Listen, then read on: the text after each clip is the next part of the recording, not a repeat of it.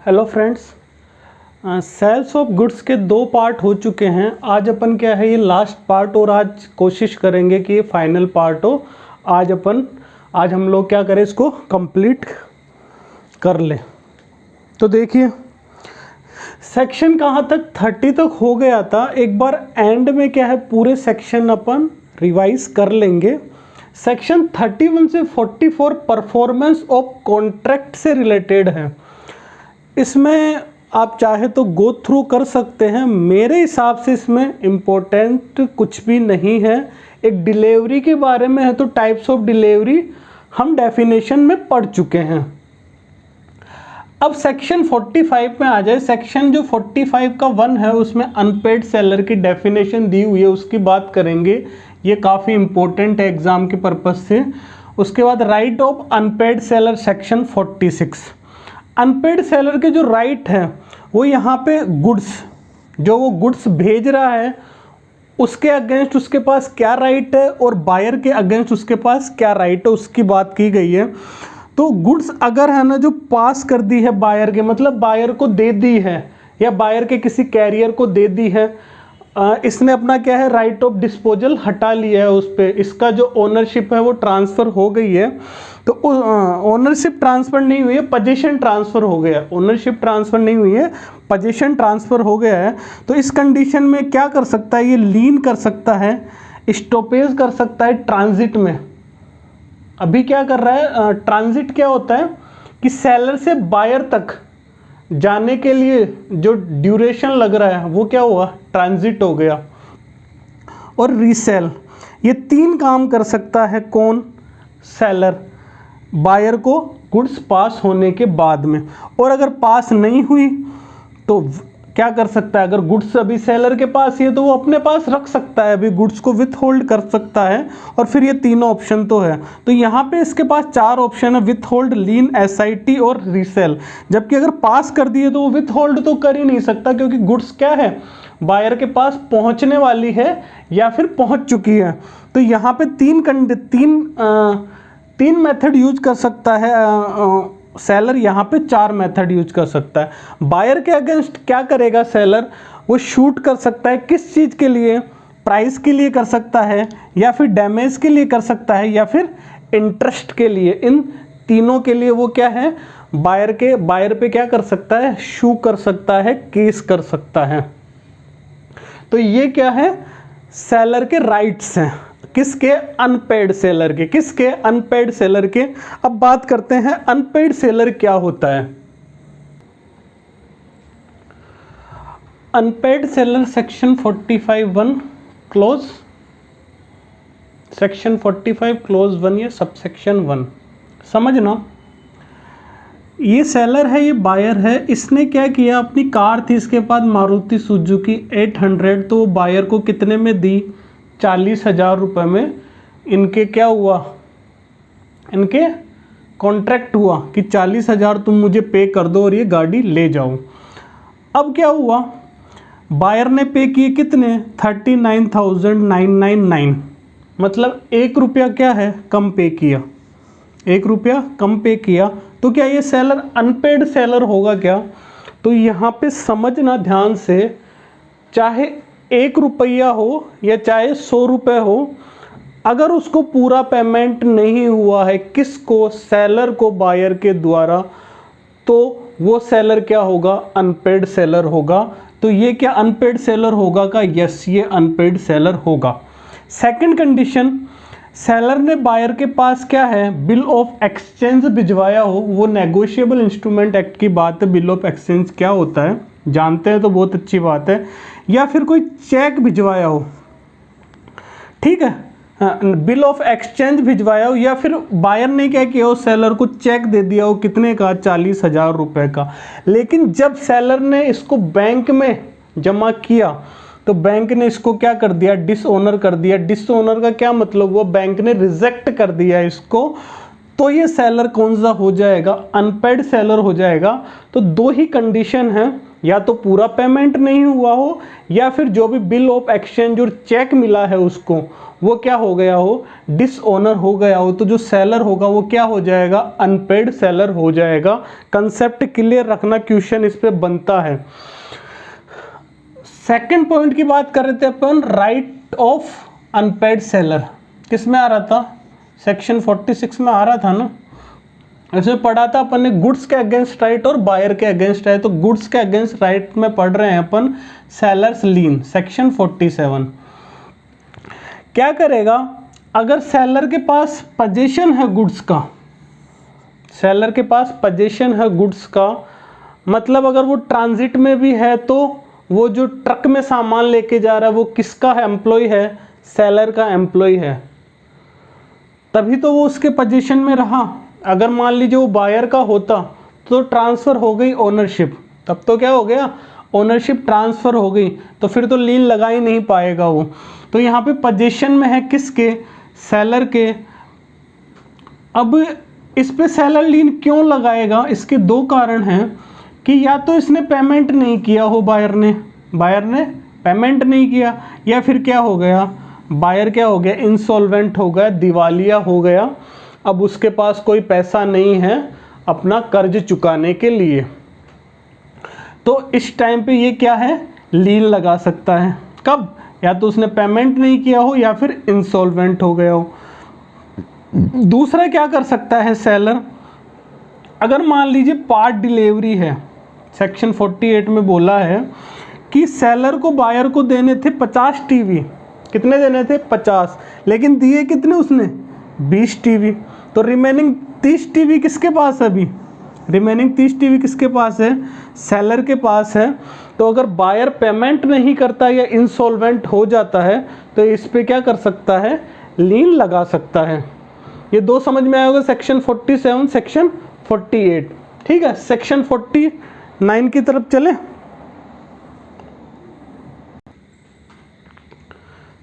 Section 49 termination of lien, TOL। Termination of lien, lien को क्या करना है, अपने को ख़त्म करना है। तो वो किस तरह से की जा सकती है कि सेलर ने क्या कर दिया, गुड्स को डिलीवर कर दिया, किसको, बायर को, उसके एजेंट को या फिर बेली को, और उसमें क्या है, उसने कोई रिजर्वेशन नहीं रखा उसका, मतलब उसने जो राइट ऑफ डिस्पोजल, ओनरशिप भी, उस ओनरशिप अपने पास नहीं रखी, उसको ट्रांसफ़र कर दिया, जो अपन ने पढ़ा था सेक्शन 23 में अनकंडीशनल अप्रोप्रिएशन। और अगर वो राइट रख लेता तो वो कौन सा हो जाता, कंडीशनल अप्रोप्रिएशन, सेक्शन 25, याद आया होगा आपको। सेकंड क्या है, बायर उसके एजेंट या फिर बेली ने लॉफुली, कानून का उसने सहारा लिया, कोर्ट में गया, कोर्ट ने ऑर्डर दिया और फिर उसने क्या है, उसका पोजीशन ले लिया, तो वहाँ पे भी लीन क्या है, टर्मिनेट हो गई। तीसरा, सेलर ने खुद ही छोड़ दी, वेव का मतलब क्या होता है, खुद ही छोड़ दिया उसने लीन, अपना राइट उसने खुद ही छोड़ दिया। और चौथा, ईस्टोपल, जो पढ़ चुके हैं कि वो राम के सामने क्या कर रहा था, शाम ने, राम की थी, शाम ने बेच दी थी, तो उस कंडीशन में भी लीन क्या है, टर्मिनेट हो जाती है। एग्जाम्पल लो, ए सेलर है, बी बायर है, इसने क्या है, इसको गुड्स बेची और डिलीवर्ड कर दी, किसके थ्रू, रेलवे के थ्रू। अब रेलवे की जो रिसीट होती है, जो रेलवे की रिसीट होती है, वो इसने किसके नाम पे ले ली, बी के नाम पे ले ली। तो यहाँ पे क्या किया उसने, गुड्स को डिलीवर भी कर दिया और जो राइट ऑफ डिस्पोजल है वो भी नहीं रखा, तो यहाँ पे क्या हो गया, लीन का टर्मिनेशन हो गया। आया समझ में। टर्मिनेशन का क्या मतलब हो रहा है कि लीन को क्या है, ख़त्म कर दिया उसने। इस 4 तरीके से लीन क्या है, ख़त्म की जा सकती है।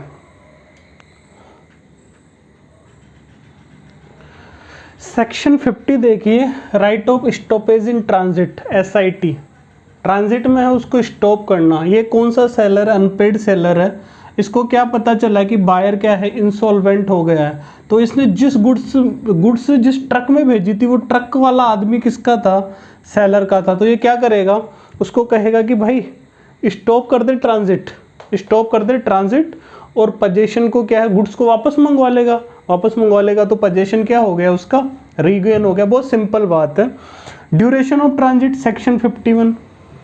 ड्यूरेशन सेलर से बायर तक जो पहुंचने का टाइम होता है, 25 को निकला 29 को पहुंचा, तो ये जो टाइम है ये क्या है, ड्यूरेशन ऑफ ट्रांजिट। बायर को रिसीव हो गई गुड्स, जरूरी नहीं है बायर को हुई है, उसके एजेंट को हो गई हो, बेली को हो गई हो, रिसीव हो गई है किसके बिहाफ पे, बायर, या तो बायर ने ले लियो या बायर के बिहाफ पे इन्होंने ले लियो, तो वो टाइम क्या होगा, वो जो पीरियड है वो क्या हो जाएगा, ड्यूरेशन ऑफ ट्रांजिट। सिंपल सी बात है।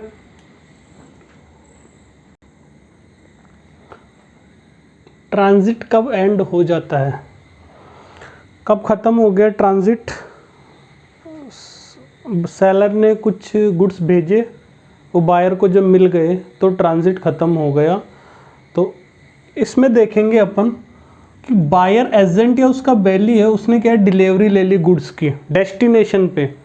एग्जाम्पल नीचे लिख रखा है कि सेलर ने मुंबई से भेजा था सामान, कहाँ के लिए, जयपुर के लिए, जयपुर डेस्टिनेशन था, तो यहाँ पे इसने ले लिया, तो क्या ट्रांजिट एंड हो गया क्या, बिल्कुल हो गया।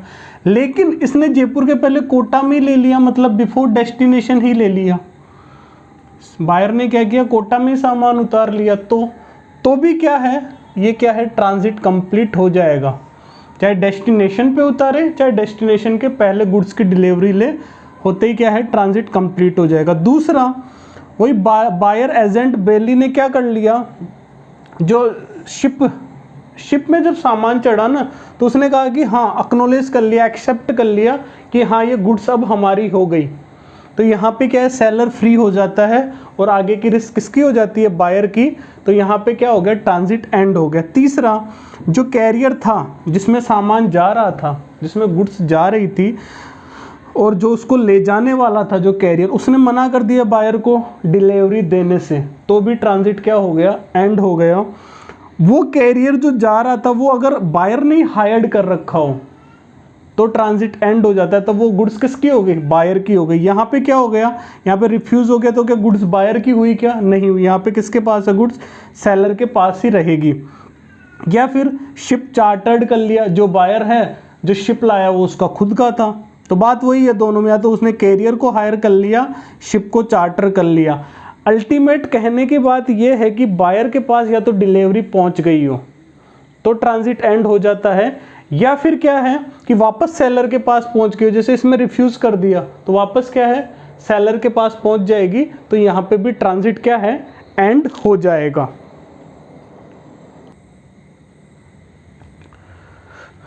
जो स्टॉपेज इन ट्रांजिट, जो ट्रांजिट हो रहा था उसका स्टॉपेज किया, वो कैसे इफेक्ट होता है, सेक्शन 52।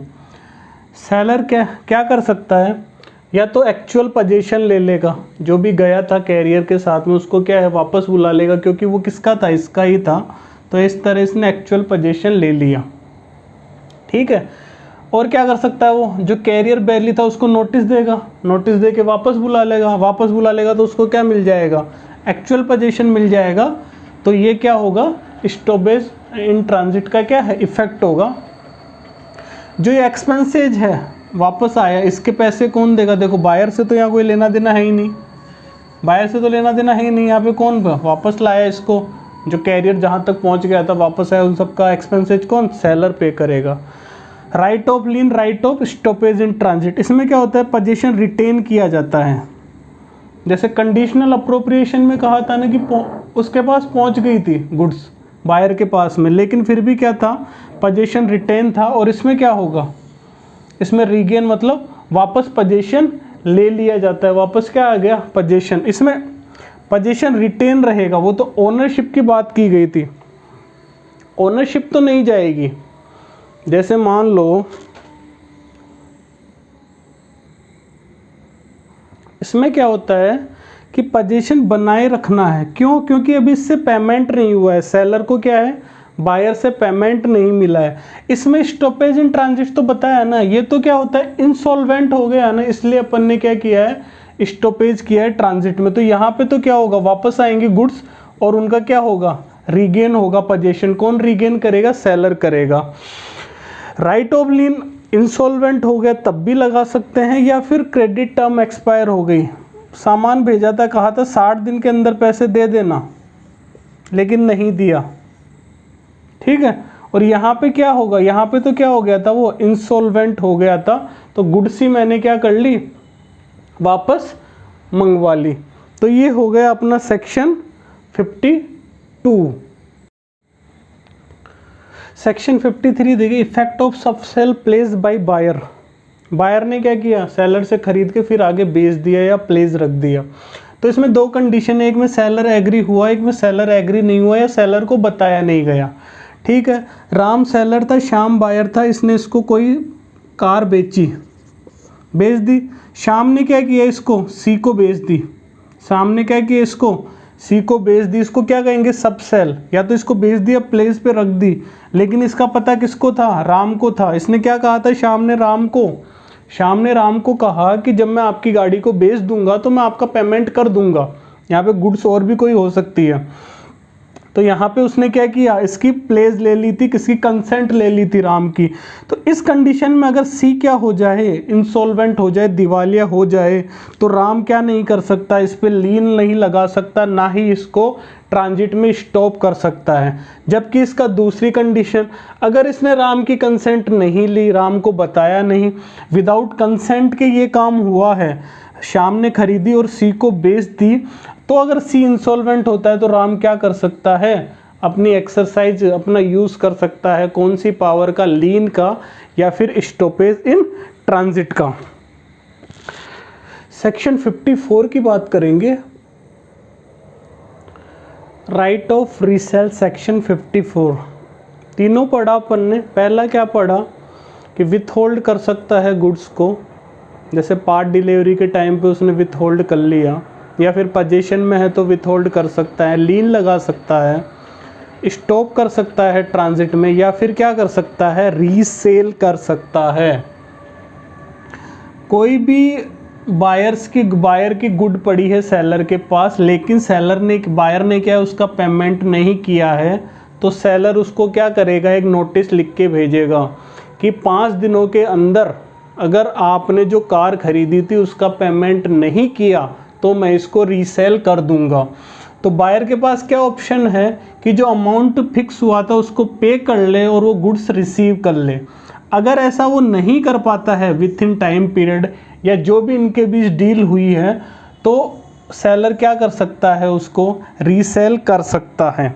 इसमें भी दो कंडीशन है कि सेलर ने एक तो क्या है, नोटिस दिया, एक नोटिस नहीं दिया बायर को। अगर वो नोटिस देता है बायर को, और उसको जो उसने कार बायर ने फिक्स कर रखी थी कि मुझे 5 लाख रुपए में, बायर कह रहा था कि मुझे 5 लाख में खरीदनी है वो कार, सेलर ने कहा कि तुम खरीदो, सेलर ने बायर को कहा कि तुम खरीदो, वो नहीं खरीद पाया और इसने इस कार को बेचा 4.40 लाख। तो कितना नुकसान हुआ उसको, 60,000 का नुकसान हुआ क्या। तो अगर इसने नोटिस दिया है बायर को, तो ये लॉस का रिकवरी कहाँ से होगी, बायर से होगी। और अगर इसने इसको प्रॉफिट में बेची, मान लो 5.5 लाख रुपए में बेची, तो ये जो प्रॉफिट है वो सेलर अपने पास रखेगा, उसको बायर को देने की जरूरत नहीं है। Second condition, without notice, buyer को बताया ही नहीं कि कार जो तुमने कार खरीदी थी अगर तुम उसको पे कर दोगे तो मैं तुम्हें, उसने बिना बताए बेच दी। तो जो लॉस हुआ, यहाँ पे तो लॉस बायर से रिकवर कर रहा था, यहाँ पे रिकवर नहीं कर पाएगा। और अगर प्रॉफिट हुआ तो उस प्रॉफिट में, जैसे यहाँ पे कितना 5.5 लाख की उसने बेची थी, तो ये 50,000 रुपये प्रॉफिट किसको देना पड़ेगा, उसको बायर को देना पड़ेगा, क्योंकि विदाउट नोटिस बेचा है। लेकिन अगर गुड्स पेरिशेबल नेचर की है, जो जल्दी खराब हो जाती है, तो इस कंडीशन में सेलर के द्वारा बायर को कोई नोटिस देने की रिक्वायरमेंट नहीं है। ठीक है, ये सेक्शन 54। अब बायर के सेलर के अगेंस्ट क्या राइट्स है, सेलर के बायर के अगेंस्ट क्या राइट है, और एक ऑक्शन सेल। ये 3 पॉइंट्स अपने पास बचे हैं, इनको फटाफट कर लेते हैं। राइट अगेंस्ट बायर, बायर के अगेंस्ट क्या है, सेलर के राइट्स, जिसको सेलर रेमेडीज भी कहते हैं। ये 4 तरह के राइट्स है सेलर के पास में। प्राइस के लिए वो क्या कर सकता है, सेलर बायर पे केस कर सकता है सेक्शन 55 के अंतर्गत। सेलर ने क्या किया, या तो बायर को प्रॉपर्टी ट्रांसफ़र कर दी, प्रॉपर्टी पास कर दी, या फिर प्रॉपर्टी पास तो नहीं हुई है लेकिन पहले ही क्या है प्राइस फिक्स हो गई थी कि एक फिक्स डेट को, एक सर्टेन डेट को ये प्राइस है ना बायर सेलर को पेड करेगा। बायर ने क्या कर दिया, रिफ्यूज़ कर दिया, तो इन दोनों कंडीशन में ही क्या है सेलर बायर पे प्राइस के लिए शूट कर सकता है। Second case, non acceptance, suit for damages of non acceptance, section 56। Buyer ने क्या किया, रिफ्यूज़ कर दिया किसको, जो सेलर ने गुड्स भेजी थी, तो सेलर क्या कर सकता है, डैमेजेस के लिए क्या कर सकता है, शूट कर सकता है। तीसरा, repudiation of contract before due date, section 60। एक ड्यू डेट थी जहां तक कॉन्ट्रैक्ट चलना था, ठीक है, उसके पहले क्या किया, या तो बायर ने क्या कर दिया, कॉन्ट्रैक्ट को कैंसिल कर दिया। अगर बायर ने कैंसिल किया तो क्या सेलर को डैमेजेस देने पड़ेंगे। अगर बायर ने कैंसिल किया तो बायर को डैमेजेस देने पड़ेंगे सेलर को, और अगर सेलर ने कैंसिल किया तो सेलर को डैमेजेस देने पड़ेंगे बायर को। तो इसमें क्या है, डैमेजेस के लिए शूट किया जा सकता है। यहाँ पे सेलर्स रेमेडीज मतलब बायर ने किया है तो बायर से क्या है, डैमेजेस मांगा जाएगा, किसके द्वारा, सेलर के द्वारा। चौथा, suit for interest, section 61। Seller और बायर के बीच एक स्पेसिफिक एग्रीमेंट हुआ था और उसमें कहा था कि एक ड्यू डेट से क्या है, एक ड्यू डेट थी उसमें, लेकिन क्या किया बायर ने, क्या है एग्रीमेंट को, क्या है बायर ने क्या किया, एग्रीमेंट को तोड़ दिया। तो जो ड्यू डेट है उससे क्या है, इंटरेस्ट देना पड़ेगा बायर को। जैसे मान लो 25 अगस्त ड्यू डेट थी, तो उसमें क्या है 25 अगस्त से बायर को क्या करना पड़ेगा, इंटरेस्ट पे करना पड़ेगा। सेकंड क्या है इसी में कि कोई स्पेशल एग्रीमेंट नहीं था, नो स्पेशल एग्रीमेंट। तो जब सेलर ने बायर को नोटिफाई किया उसके बारे में, उस डेट से उसको क्या है, बायर को इंटरेस्ट पे करना पड़ेगा। इसमें क्या फिक्स डेट थी तो उससे इंटरेस्ट पे करना पड़ा था, और इसमें जब सेलर ने बायर को नोटिफाई किया उस डेट से इंटरेस्ट पे करना पड़ रहा था। तो ये right against buyer sellers remedies. अब बायर्स रेमेडीज की बात करते हैं।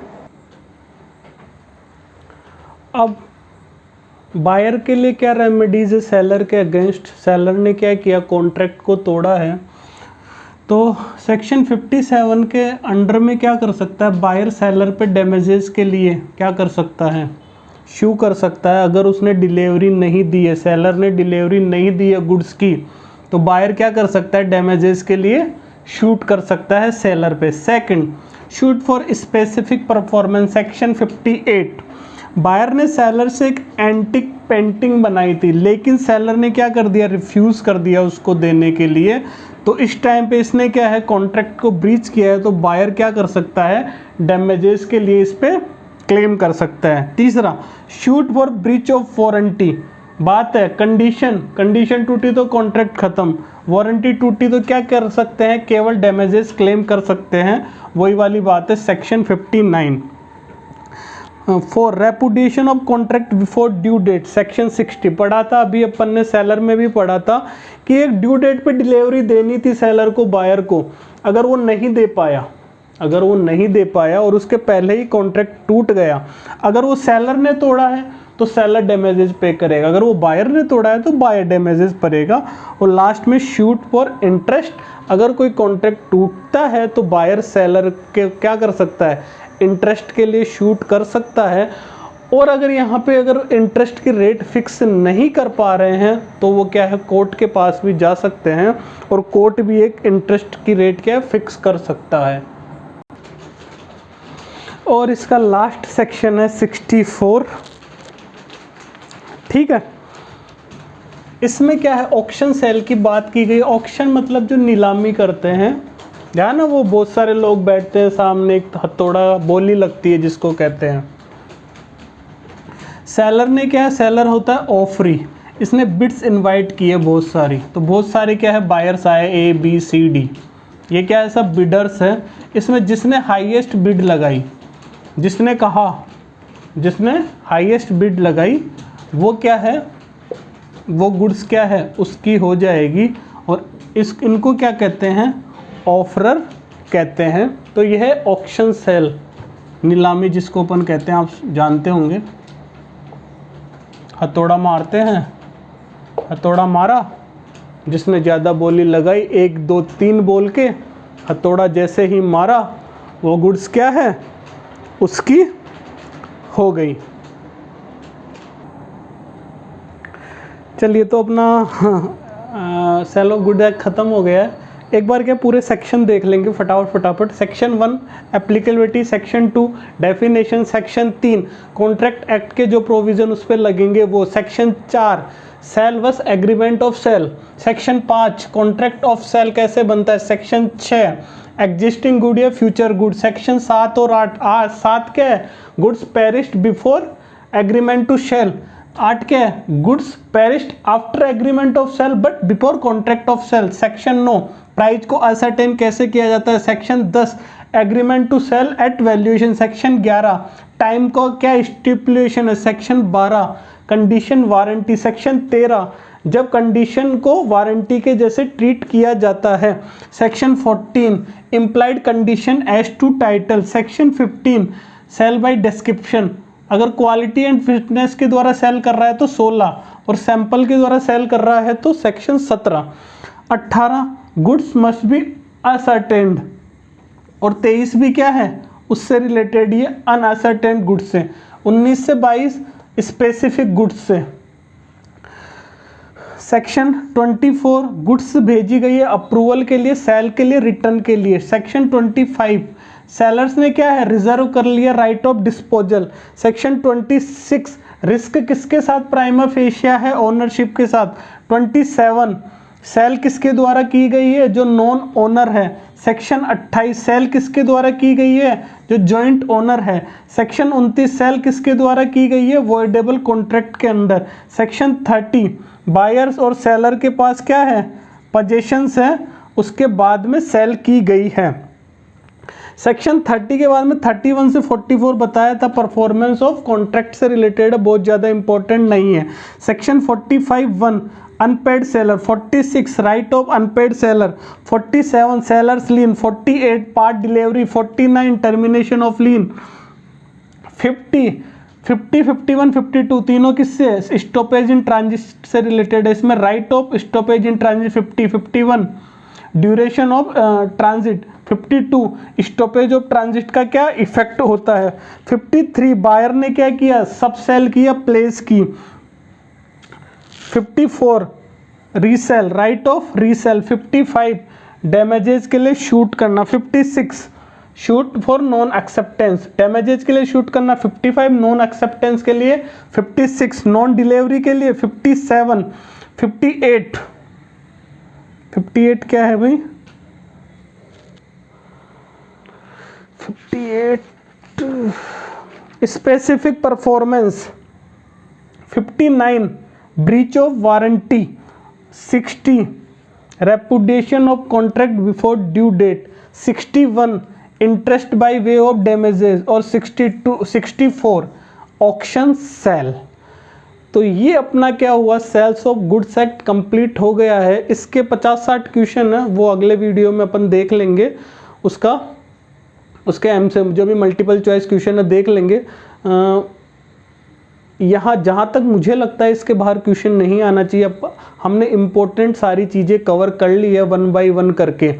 एक बात और ध्यान रखना, पोजीशन और ओनरशिप का ध्यान रखना। ओनरशिप है ना जो ट्रांसफ़र हो सकती है, पोजीशन हो सकता है नहीं हुआ हो, पोजीशन ट्रांसफ़र हो सकता है, ओनरशिप नहीं हुई हो, ऐसा हो सकता है। ठीक है, बहुत सारे एग्जाम्पल देखें। पोजीशन ट्रांसफ़र होने का मतलब ये नहीं है कि ओनरशिप ट्रांसफ़र हुई है। पोजीशन तो जैसे मैं किसी से, मुझे घूमने जाना है, मैं किसी की गाड़ी लेके जा सकता हूँ, तो मेरे पास ओनरशिप नहीं आई ना, केवल पोजीशन आया है। लेकिन अगर उसके जो नाम पे गाड़ी अगर वो मेरे नाम पे हो गई तो क्या है ओनरशिप ट्रांसफ़र होगी। तो इनमें बहुत बड़ा डिफरेंस होता है, ये ध्यान रखना। तो ये अपना sales of goods act complete होता है। नेक्स्ट वीडियो में मल्टीपल चॉइस क्वेश्चन देखेंगे। चलिए मिलेंगे फिर नेक्स्ट वीडियो में। Thank you.